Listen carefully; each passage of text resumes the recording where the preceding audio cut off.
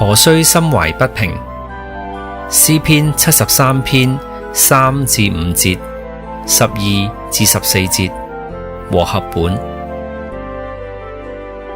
我見惡人和狂傲人享平安，就心懷不平。他們死的時候沒有疼痛，他們的力氣卻也壯實。他們不像別人受苦，也不像別人遭災。看啊，這就是惡人，他們既是常享安逸，財寶便加增。我實在徒然潔淨了我的心，徒然洗手表明無辜，因為我終日遭災難，每早晨受懲治。當詩人見到惡人常享安逸，財富增加，自己卻係謹守純潔，反遭苦難，於是佢就不禁呼喊：我實在徒然潔淨了我嘅心。呢一種嘆息似曾相識。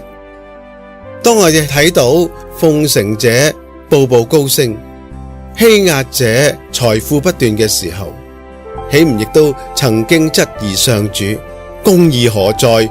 點解容讓呢啲咁嘅事情發生啊？但詩人卻因為進了神的聖所，思想他們的結局而轉念。佢嘅眼光唔再只注重於惡人嘅得逞，亦都唔只停留喺今世嘅虛榮，而係轉向上主嘅權能同埋嗰個永恆嘅福分。既然佢哋嘅惡行最終必招致滅絕嘅結局，我哋又何必為呢樣嘢心懷不平呢？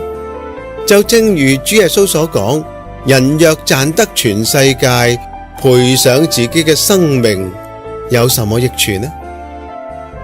願意我哋能夠從心懷不平轉向為心靈強壯同埋自由。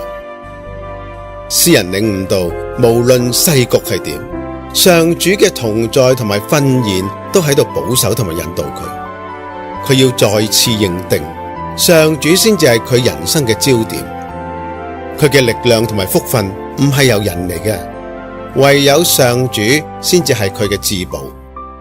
因此，詩人宣告：但我親近神是與我有益。